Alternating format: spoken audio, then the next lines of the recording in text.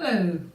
Okay, today I'm going to introduce the topic which is going to be looking at the origins of writing. Particularly looking at today is, why do you think people first started to write things down or draw things? Archaeologists or paleontologists as well have gone back what they think is 30,000 years or more. They found the first evidence of forms of writing. It's probably more to do with things like symbols, diagrams, rock carvings, and the last lesson we looked at some of the early cave paintings. Just think at the moment, if you've got a younger baby brother or sister, or even a cat or a dog, and there's fundamental things they need to communicate with you. Normally, if they're hungry, if they're not feeling well, how do they do that? So they will probably do several things in order to get your attention, and anyone that's ever had a baby in the house knows that a baby has many different ways of crying. It's their own fundamental way of communicating, because they can't speak, they can't write. They can sort of look at you with different expressions on their faces. Sometimes that's if they've just got wind. And they can smile, but they can't actually express themselves, and it can be really frustrating to find out, why is this baby crying? The same with any sort of pet or dog. So that's I want you just to spend a couple of minutes writing down a few ways on a sort of spider diagram like we did the other day. How does your either baby, younger brother or sister communicate, or your dog or cat? One example could be, they push themselves up against my leg. This is the cat, not the baby. So it might be they just come up and they just push against your leg. What are they trying to do? What communication are they trying to make?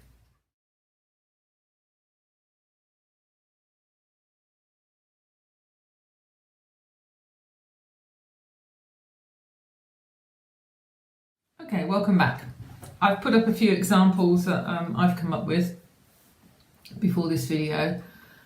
Keep all these notes that you're doing, and you're going to put them all together into like a folder that goes in with your project. Next task is the first speaking that happened, or the first sentences. I want you now just to write down, I've got a picture here. What do you think it is? What's it a picture of? It's taken from Paleolithic times.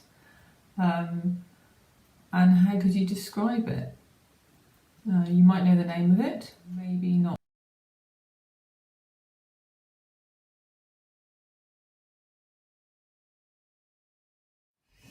So, you could call it a cat, because it's from the family of cats. But if I saw that outside my cave or my hut, and I ran up to my family group, and normally cave people lived in groups of about 25 family groups, the average, would you say cat? Cat? And what would everyone do? They'd probably go, okay. So how could I describe this cat? Now, this is when we come. So this is, at the moment, this cat, let's call it a cat. Okay, here. That's a noun, okay? A cat, not two cats, but a cat. So that's a noun. And it's only humans that name things. This cat doesn't know it's called a cat. It's just something we've invented. What could I do to add a little bit more information to that? So I would need to put maybe the size of it.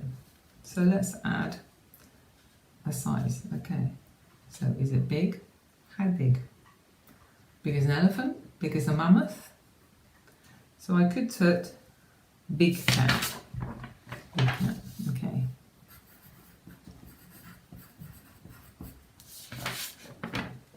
So if I ran up to my family group now and I said, big cat, what would they do? Would they take any notice? Probably not. It's a little bit like charades. Okay, so the next thing you'd need to do, what is particularly dangerous about this cat? It's got sharp teeth. So you could, then now you have to add another noun, which is teeth, teeth and claws. So you've got cat, teeth and claws. Now we're going to try and put that together into a sentence. So let's go back 30,000 years ago. Again, we have this. And we have these things that humans would have started to possibly, it probably would have been like actions at first, like, and that would have got the message across. But a bit like later, humans probably would have become a little bit more sophisticated and started creating little phrases. So we've got, they would have given things labels. So we have nouns, naming things. And again, it's only humans that do this. I don't think you see a cat saying, "Hi, I'm a tabby cat." So you've got three nouns here. You've got a cat, you've got its claws and you've got its teeth. Doesn't give us enough information. So we're going to add another form of words. This is where your grammar structures come in. We've got nouns. What goes with nouns and gives meaning to nouns? Well, adjectives, okay? So we're going to add some adjectives here.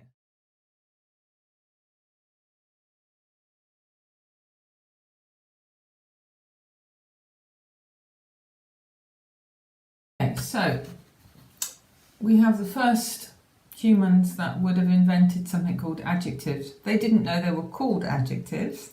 They would have just realised at some point that cat wasn't enough to tell everybody else what they meant. If you'd been out all day and you'd seen a cat like the one that we saw, go back to this guy, wandering quite near to your settlement, you'd want to come back and tell everyone. Quickest way is probably to do a drawing of it, but if you wanted to actually have a conversation, you could then start to add new labels to things. So we've got a particular type of cat from the family, it's called the saber-toothed tiger. Might have just called it a tiger to start with. What can we tell about the cat? Well, the cat is, for a start, it's probably angry, it's hungry, and it's very fierce. So that means it's quite dangerous. And I think that would be the message you'd want to get across. What about its teeth? It's got very sharp, pointed, long teeth coming down here. And its claws, again, they grip. They're sharp and they're long. These are what we call adjectives. So now we have the beginnings of sentences. Not quite a sentence yet, but this is what we call a noun phrase. So it's got a collection of adjectives and nouns together. So what I want you to do is to just write up some other words to do with this picture, which I will put on now. Okay.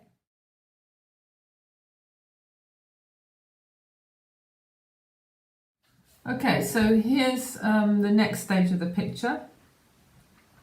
And this, imagine that you're one of these people out in Paleolithic times. Okay. You've come back, you've actually invented the first phrase, but in order to add meaning, you're missing something at the moment, and that is what's the cat, what's the saber-toothed tiger doing? And this is when we have these things called verbs, and that will tell us, okay, so let's just think, what is happening in this picture? I want you to think of some verbs now. So I'm going to stop the video and I want you to write down what's happening here. You could pretend he's running, but he's actually, and these are meant to be paw prints here. And what's happening? This represents a cave. This is like an ancient symbol of a cave. So could you describe, just in a few words, like we've been doing here, like a spider diagram, could you describe any verbs to do with this picture and what's happening, such as fighting or running?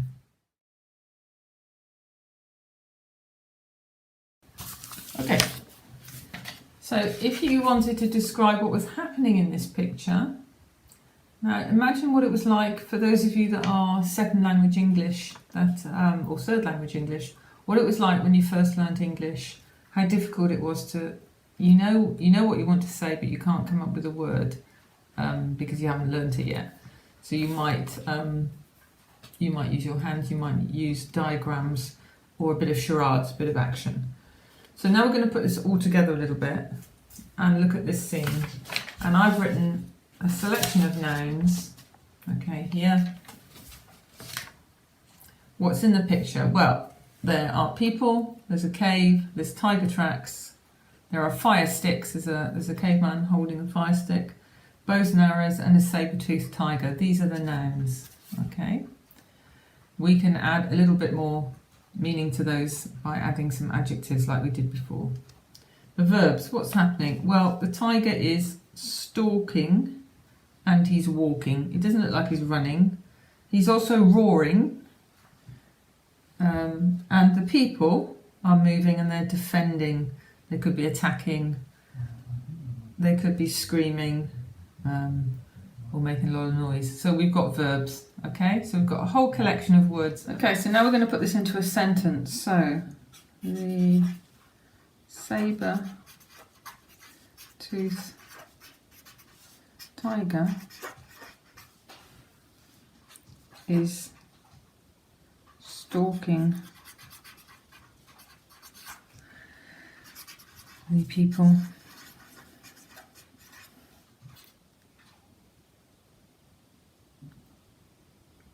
by the cave. The people have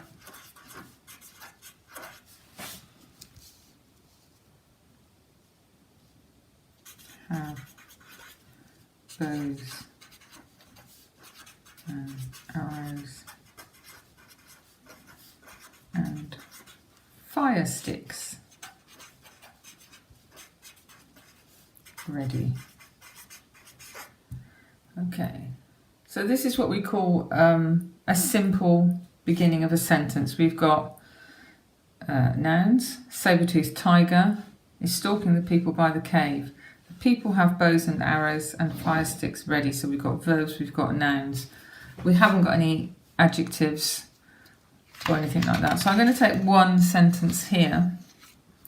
The saber-toothed tiger is stalking the people. Right, so let's come up with, this is what we call micro-writing now. So we're going to try and put all this together and create some early sentences. So I'm going to put the enormous, fierce-looking saber-toothed tiger is gradually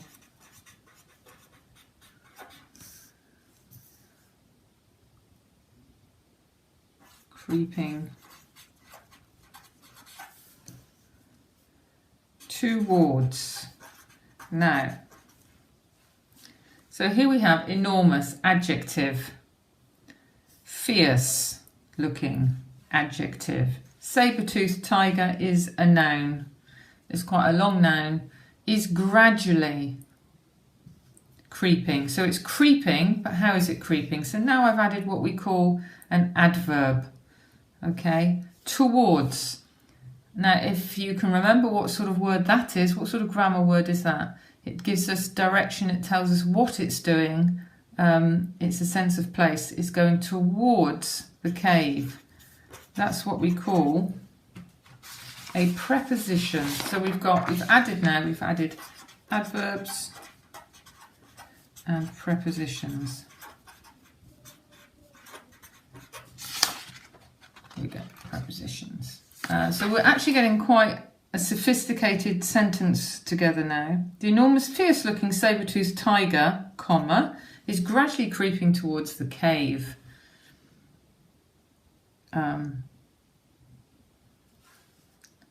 Its mouth is open picture and it is showing its razor sharp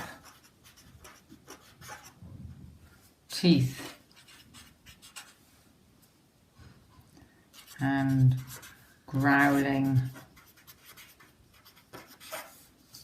very loudly.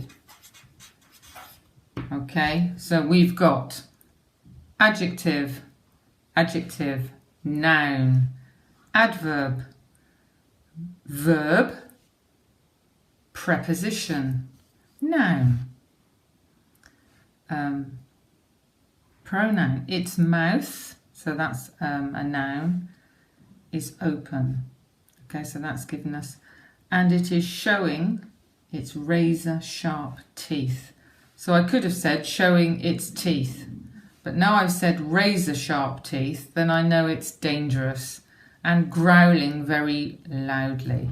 Okay, so there we have a very sophisticated sentence describing this scene.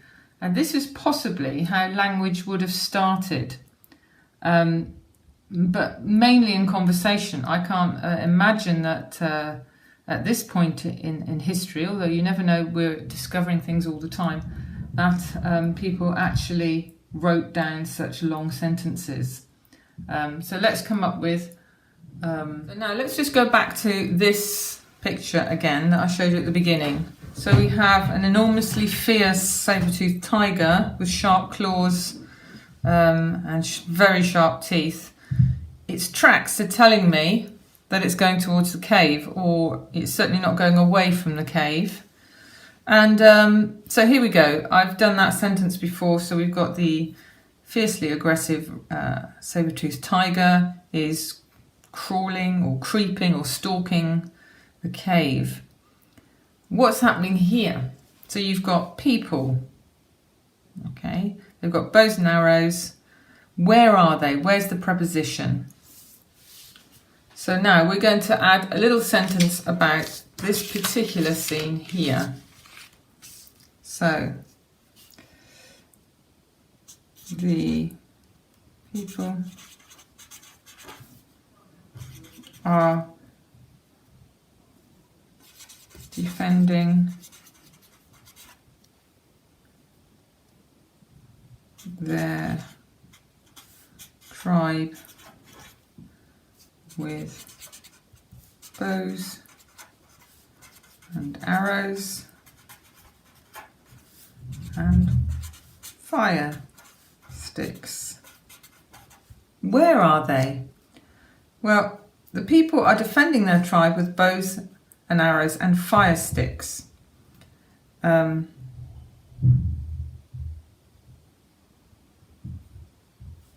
They are at the mouth of the cave. Okay. Do you think they're making any noise? They could be shouting, screaming. We could add that to it. So we're adding now, we're starting to use language to describe what possibly could have been drawn in much simpler symbols.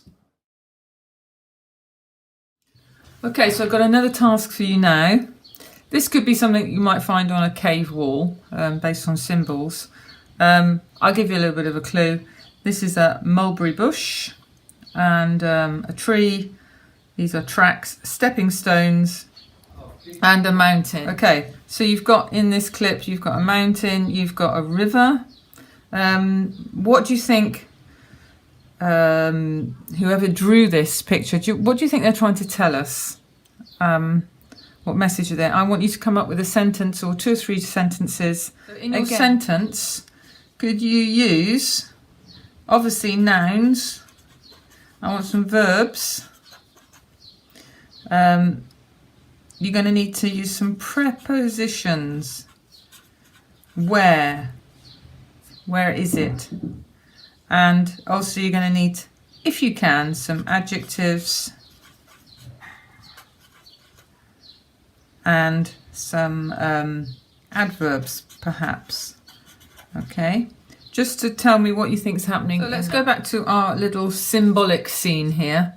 I've come up with some nouns here: berries, mountain, river, sun or moon, we're not quite sure, tracks, stepping stones, and the verbs I'm going to use are growing, so the berry tree is growing, and crossing. Okay, you could put setting, sun setting, I suppose. Now I'm going to add some more words, adjectives. The berries, they're ripe, they're juicy, they're tasty. Maybe they're medicinal. That's going to be important, so I'm going to come back to that point in a moment.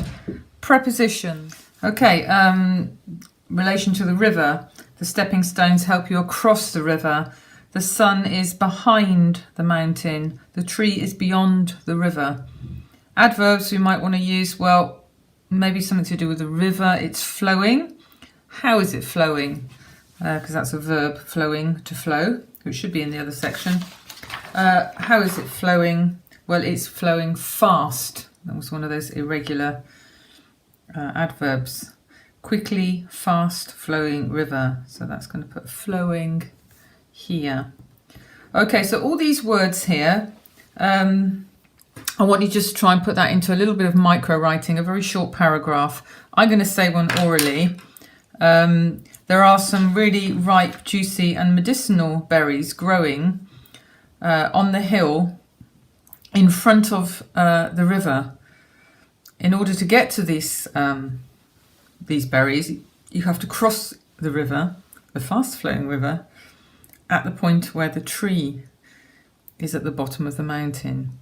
The best time to pick the berries is when the sun is just coming up in the morning, before all the birds get the berries. There we go, I've created a little phrase out of that. So, now we've done a little bit of English grammar work, I suppose. Let's get back to the history. What was the purpose of writing anything down, and what do we define by writing? So let's go back 30,000 years and think, well, there are many different reasons for writing things down, and I want you just to think for a few minutes, how do we define writing? Well, writing in terms of words, the way that we write today, is quite a recent thing, and not many people have been able to read or write until only a few hundred years ago. It was quite a rare thing. But people have been writing in forms of making symbols and drawings for tens of thousands of years. So archaeologists have found symbols in caves, and they often ask the question, what's it for? What's the purpose of the writing? So I want you to just write down a few ideas when I stop this video. Why do you think people first started to write things down? That could be in the form of words, could be in the form of a diagram.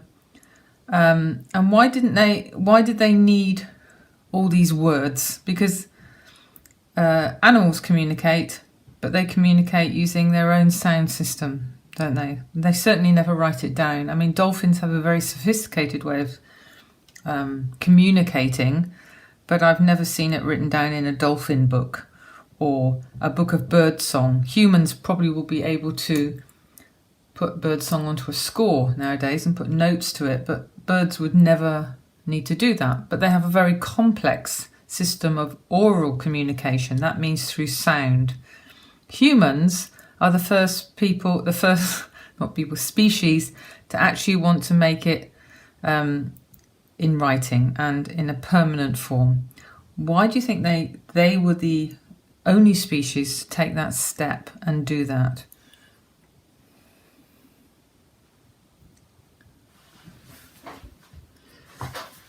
So here's some ideas that you might have got. Okay, maybe let's go back to this berry here. Let's just say, for example, this is a medicinal plant, and through many people from your family group, probably about 25 of you, have realised that if you have this when you have a stomachache, Maybe it makes you feel better. Or if you rub it on your skin, it's great for cuts and scars. Or it just tastes really nice. And because this is a long time before farming was invented, where we plant things in one place and leave it there, people would be hunter-gatherers. They would go and gather these things in the wild. So they might want to record where these berries grow for future generations, because you can tell it in a story, but it might be that they forgot. So they might want to put a symbol like this on the wall. So I'm going to call that pass on information. Okay, to your ancestors. Very useful information. It could be to just describe things. Now, why do you need to describe things? Many reasons. Maybe you're a bit of a show-off. I've just killed this really big saber-toothed tiger, and you want to describe it using words. You might want to put a picture of that saber-toothed tiger as a kind of like a trophy. So maybe we could say show off, or to just to record. A bit like taking a selfie today. Why do we take selfies? Why do we take pictures of ourselves in front of different places? It's because we want everyone to know that we've been there, or we were with this person. Cave people are probably very similar. They would have a good old chat around the fire at night, pass on stories, but then they might want to record it. But there's one word that comes out of all of this when we made that leap from just making grunting noise at each other to actually starting to define sentences. And that word is one of my favourite ones, is creativity. So it might have been that you want to pass on really important information, like don't go in that valley because there's some really dangerous crocodiles, or be careful when you cross the river. You've got to record that for future generations. It might be simply that humans, their brains were gradually getting bigger and bigger than any other creature, and they had time just to look at the sky at night and to think about things. They were the first species to start to think, and they wanted to express that. Now, if you know, even between your friends, that we all express ourselves differently. So one person might have picked up a reed and started playing music, another started drawing on the wall. It might have been just to record how many kills that you'd done that week, how many animals you'd hunted, or to make a diagram on the wall of the parts of the animal that are very useful. So like the using the fur, or using the lungs or the kidneys or the bones. They certainly didn't waste anything in those days. So this all started to become recorded, and it was recorded through pictures. It was recorded through all sorts of things. And this is when we have the first leap forward, I suppose, in evolution, the first creature to stand away from everything else. And one of the other defining things was to actually start to create these things, tools. And we became engineers, really. So let's go back to the old saber-toothed tiger. It's much bigger than them. It's got sharper teeth. It can probably run much faster, but humans have better brains. So they know that if they use fire, if they use bows and arrows, if they use tools, they can defeat something much bigger than them. If they hide in caves, they can protect themselves.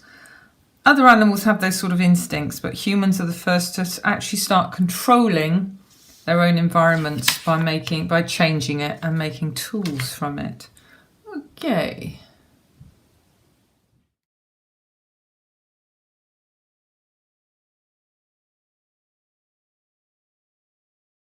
So here's an example of how I've put my project together so far. My front cover, which I think some of you have done. I fixed it here. You can use string. And this is what we've been doing today. Okay, so the origins of writing. I've put all my thoughts down here, my little diagrams. That was the first activity we did. And, oop, that one's fallen out. And here, just some of the notes that you can see from our lesson. I've stuck it all in. Sorry about the lighting. And here, some of the notes. And this one here is still sticking down. This is my picture that I did yesterday. So put it all together into a folder. While you're watching the video, just write some notes, any ideas, add it all together so that you've got a nice folder